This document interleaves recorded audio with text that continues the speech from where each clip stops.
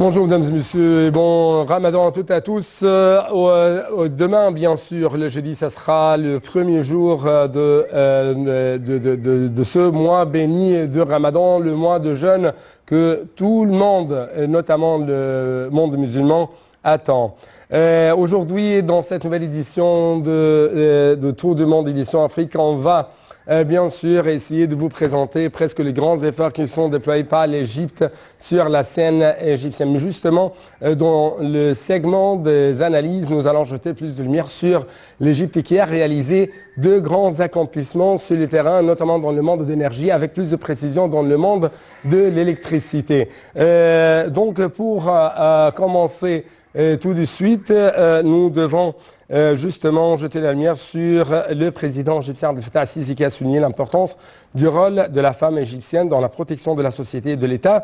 Selon ses propres termes, je cite, « Nous n'oublierons pas que la femme, depuis 2013 jusqu'à présent, joue un rôle majeur dans la protection de l'Égypte. » Tout de suite, un commentaire pour savoir un peu plus d'informations en ce qui concerne ce sujet, en ce qui concerne, si je peux dire, les célébrations qui ont été établies ici en Égypte pour fêter la femme égyptienne, pour fêter avec plus de précision la mère égyptienne.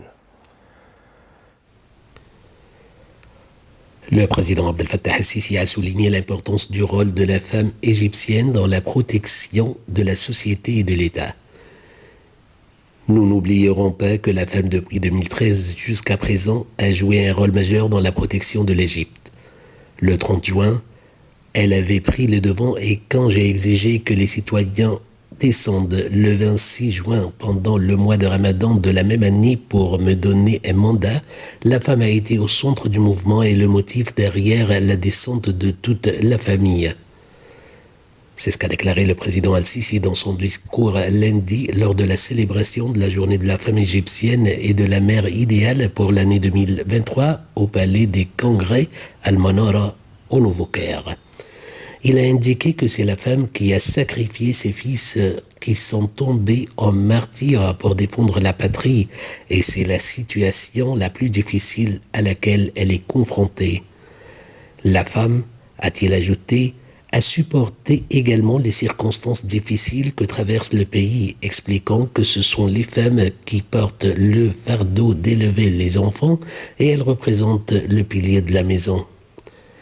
Le président Abdel Fattah al-Sisi a indiqué que le rôle de la mère, de la sœur et de la fille est grand et important dans la société, soulignant que certains pensent qu'il est biaisé envers les femmes. Mais ce n'est pas vrai. J'essaie seulement d'ajuster l'équilibre, a-t-il dit. Donc très rapidement, on trouve que l'agence de notation financière internationale Fitch a indiqué que l'Égypte constituait le troisième plus grand marché d'électricité au Moyen-Orient et en Afrique. Un reportage, après ça c'est le temps des analyses. A indiqué que l'Égypte constituait le troisième plus grand marché de l'électricité au Moyen-Orient et en Afrique du Nord en matière de capacité et de volume de production, se positionnant ainsi après l'Iran et l'Arabie saoudite. Ceci intervient dans le cadre d'une analyse élaborée par le Centre d'information et de soutien à la prise de décision du Conseil des ministres sur les rapports internationaux portant sur les affaires égyptiennes. Selon le rapport publié par Fitch, l'Égypte dispose du plus grand taux de croissance parmi les marchés du MO et de l'Afrique du Nord. Et la performance du secteur énergétique égyptien dépasse les moyennes mondiales et régionales et révèle une grande opportunité d'investir dans ce secteur durant les 5 prochaines années.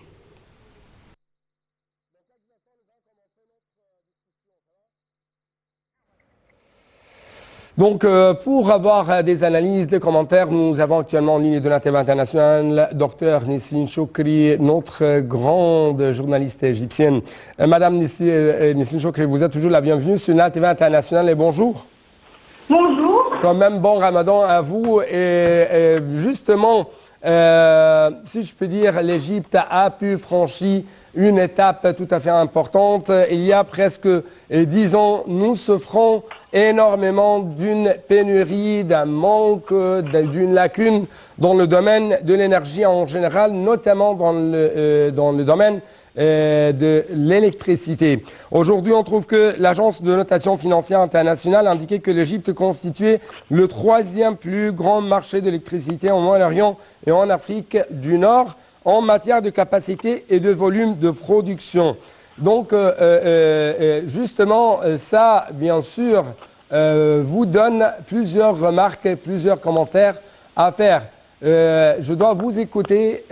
Comment vous avez vu ce long processus de la manque à la production, plutôt à l'exportation? Alors, c'est un processus qui rappelle que véritablement un grand exploit s'est réalisé au cours de presque une décennie, puisque en 2013, l'Égypte souffrait d'un manque énorme et terrible de carburant pour faire fonctionner ses stations électriques ou ses centrales électriques. Et donc, c'était véritablement une situation très difficile et chaotique. Et on se demandait si véritablement l'économie et le développement se poursuivraient en Égypte, vu que électricité de nos jours égale automatiquement économie et développement, surtout toute forme de développement dans l'ensemble du pays.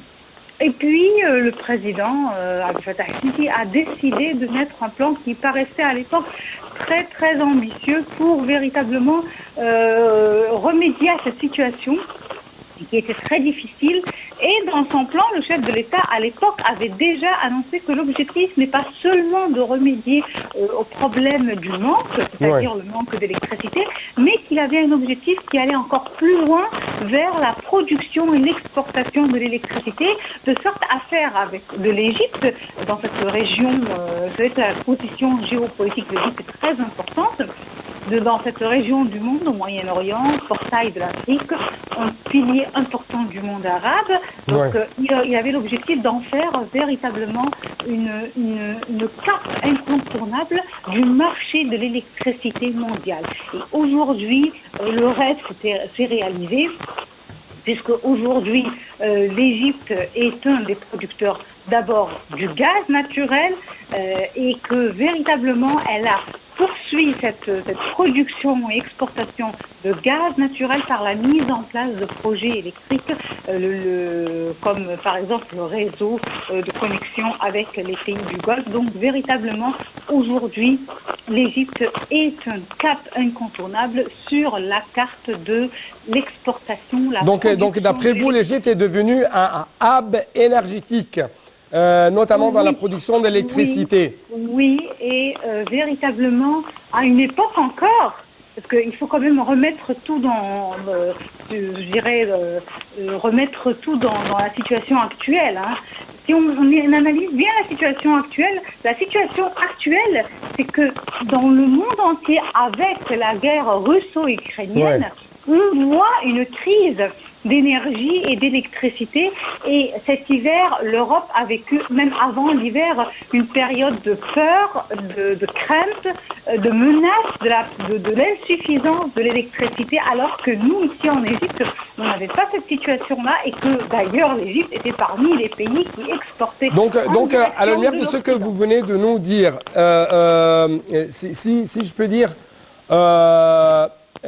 oui, le monde souffre énormément d'une crise énergétique qui frappe le domaine industriel, le domaine de la croissance économique de grande puissance mondiale. Et l'Égypte, dans l'autre côté, a un excédent énergétique, que ce soit au niveau du gaz naturel, au niveau de l'électricité. Donc, dans cette équation, à quel point vous trouvez que l'Égypte est devenue de plus en plus attractive du point de vue investissement, que ce soit dans ce domaine de la production électrique, de l'exportation électrique, mais aussi dans le domaine de la croissance industrielle?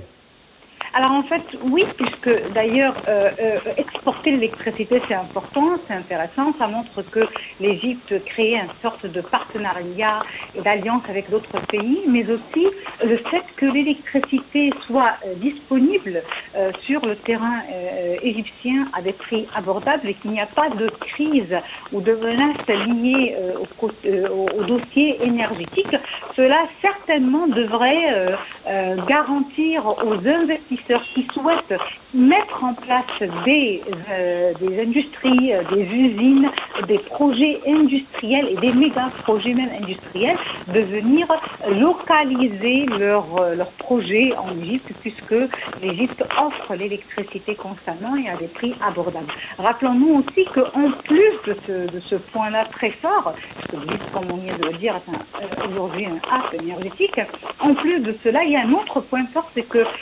ce dossier énergétique est accompagné par d'autres facilitations, que ce soit sur le plan de l'obtention des terres ou encore pour ce qui est des fiscs pour les investisseurs qui souhaitent mettre en place des projets en Égypte.